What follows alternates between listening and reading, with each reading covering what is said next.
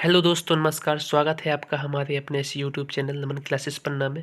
Friends, आज के इस लेक्चर में हम पढ़ने वाले हैं हिंदी स्पेशल, जो कि एमपी पटवारी, एमपी एसआई, एमपी जल प्रहरी या किसी भी एग्जाम्स में जहां से हिंदी के क्वेश्चंस बनते हैं, उन सभी के लिए दोस्तों ये लेक्चर मोस्ट इंपॉर्टेंट होने वाला है।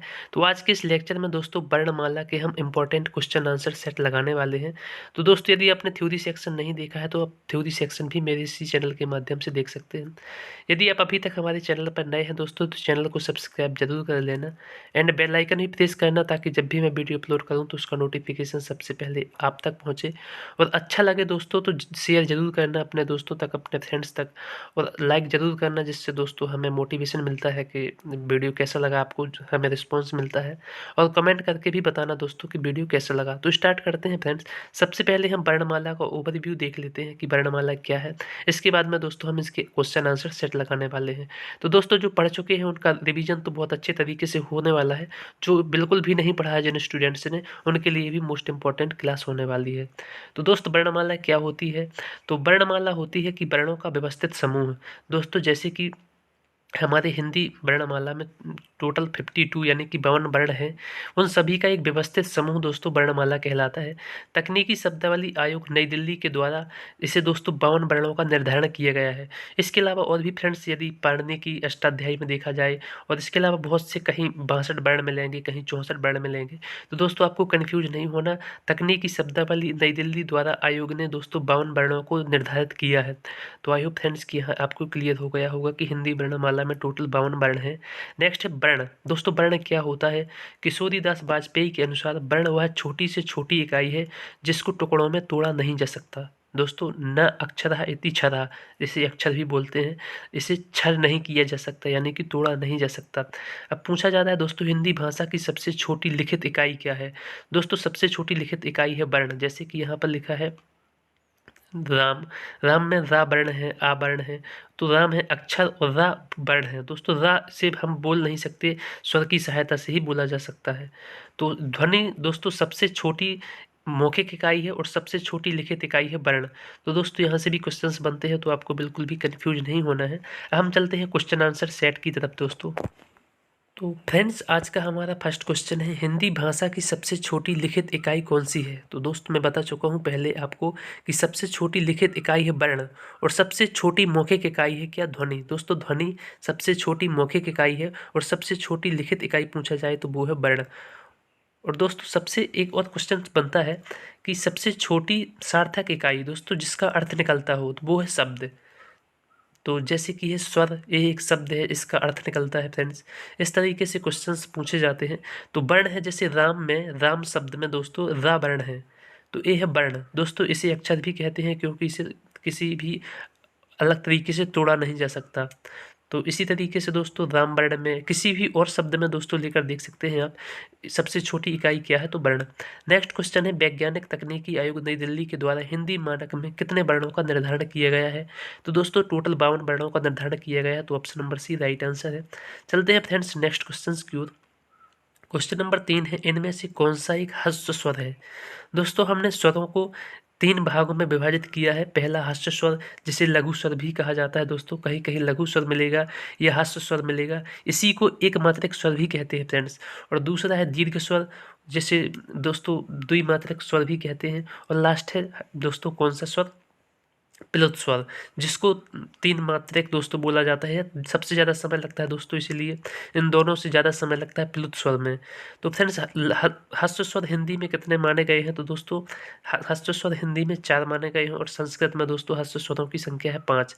तो आ, छोटा आ और छोटी ई और छोटा ऊ और री, ऋषि का। तो दोस्तों, यहाँ पर बड़ा आ ऑप्शन नंबर ए में है, बड़ी ई ऑप्शन नंबर बी में है, और ऑप्शन नंबर सी में दोस्तों री है, तो जो कि ह्रस्व स्वर है। तो यही हमारा option number C right answer है। तो आई होप फ्रेंड्स कि आपको क्लियर हो गया होगा ह्रस्व स्वर, दीर्घ स्वर और प्लुत स्वर। क्वेश्चन नंबर 4 है, इनमें से कौन सा एक कंठव्य व्यंजन नहीं है? दोस्तों, कंठव्य व्यंजन दोस्तों स्पर्श व्यंजन होते हैं हमारे का से लेकर माँ तक। तो मैंने बताया फ्रेंड्स कि जैसे कि का से लेकर माँ वर्ण तक स्पर्श व्यंजन होते हैं, जिनमें से पहला वर्ण होता है दोस्तों का वर्ग का, खा, गा, घा, गा। तो इसे दोस्तों याद करने की एक सूत्र है दोस्तों, आपने पढ़ा होगा यदि। तो अकुह विसर्जनीय नाम कंठा।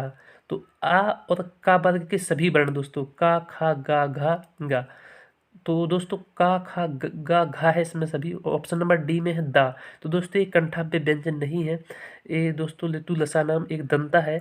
इस सूत्र से दोस्तों ता वर्ग में दंत वर्ण से इसका उच्चारण होता है, तो दा का दंत वर्ण से होगा। एक कंठाव्य व्यंजन नहीं है, तो option number D right answer है। क्वेश्चन नंबर 5 है फ्रेंड्स, टा कौन सा व्यंजन है। इसमें पूछा गया है टा कौन सा व्यंजन है।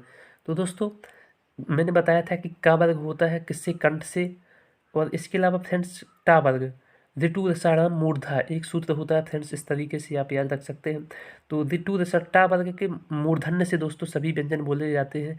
तो ऋषि और टा वर्ग टा ठा डा ढा ड़ा, दोस्तों ये सभी वर्ण किससे बोले जाते हैं, तो मूर्धन्य से, जो कि ऑप्शन नंबर बी में स्थित है।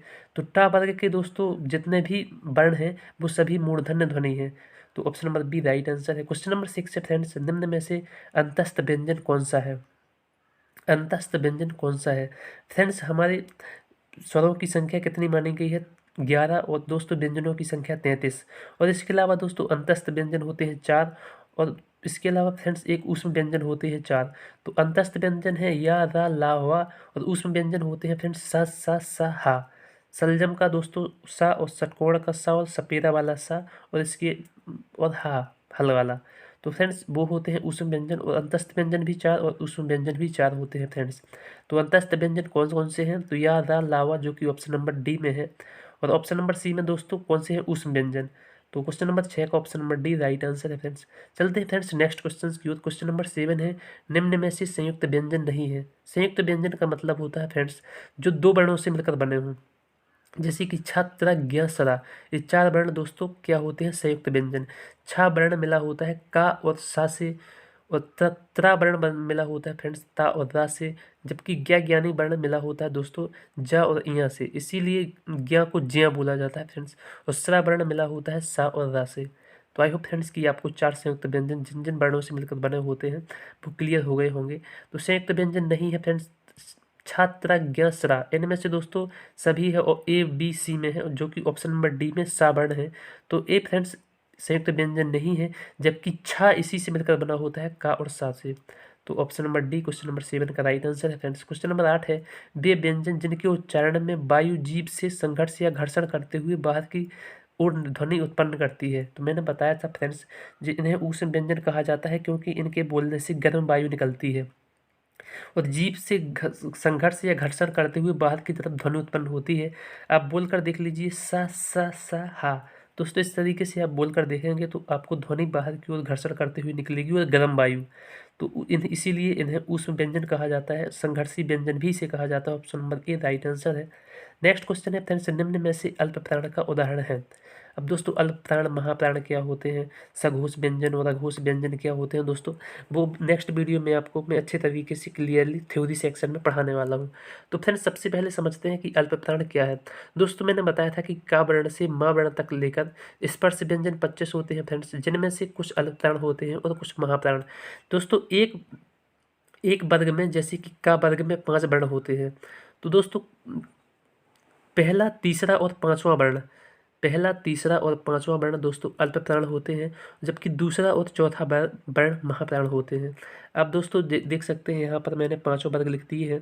इनमें से का वर्ग में भी 5 वर्ण हैं और चा वर्ग में भी 5 वर्ण हैं। सभी वर्गों में दोस्तों 5-5 वर्ण दिए गए हैं। और पहले वर्ग का वर्ग का कंठ से उच्चारण होता है, चा वर्ग का तालु से होता है, टा वर्ग का मूर्धन्य से, और ता वर्ग से दांत से दोस्तों, और पा वर्ग का ओंठ से उच्चारण होता है।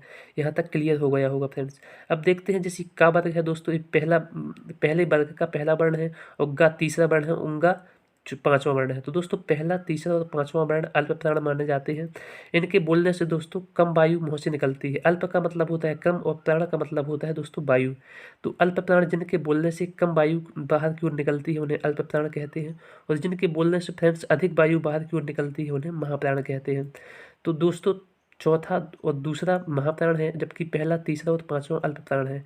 और इसके अलावा दोस्तों अल्प प्राण में या, रा, लावा, अंतस्थ व्यंजन भी अल्प प्राण में माने जाते हैं, और महाप्राण में दोस्तों उस व्यंजन को जोड़ा जाता है। तो सा, सा, सा, हा। यदि दोस्त पूछा जाए आपसे कि महाप्राण कितने होते हैं तो दोस्तों 14, और अल्प प्राण कितने होते हैं फ्रेंड्स तो 19। अब चलते हैं फ्रेंड्स निम्न में से अल्प प्राण का उदाहरण है। तो का, उग्गा, का पहला वर्ण है, उग्गा तीसरा है, और रा दोस्तों कौन सा है, तो रा वर्ण फ्रेंड्स यहाँ पर तो रा कौन सा है, तो ए अंतस्थ व्यंजन का है रा। तो option number A right answer है क्वेश्चन नंबर 9 का। ऑप्शन नंबर बी में देख सकते हैं का खा है, तो दोस्तों खा दूसरे वर्ण का है, तो ये महाप्राण है।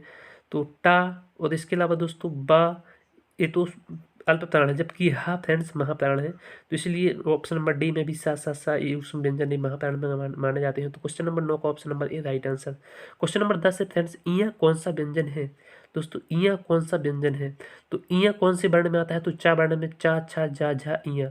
इसी इसी दोस्तों एक सूत्र होता है मैंने इचू यसानाम तालु।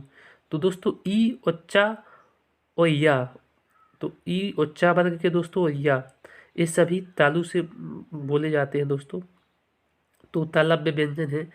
तो चा वर्ग के सभी वर्ण और ई और या यज्ञ वाला दोस्तों या, ये सभी कौन से हैं, तो ये सभी तालव्य व्यंजन है। तो क्वेश्चन नंबर 10 का option number D right answer है फ्रेंड्स। तो आई होप फ्रेंड्स कि यहाँ तक आपको क्लियर हो गया होगा। यदि अच्छा लगा हो दोस्तों तो हम नेक्स्ट वीडियो आपको लेकर आएंगे इसी तरीके से अच्छे अच्छे कंटेंट्स के साथ में, आपको थ्योरी सेक्शन भी साथ में कंप्लीट कराएंगे। तो चलते हैं फ्रेंड्स, मिलते हैं नेक्स्ट वीडियो।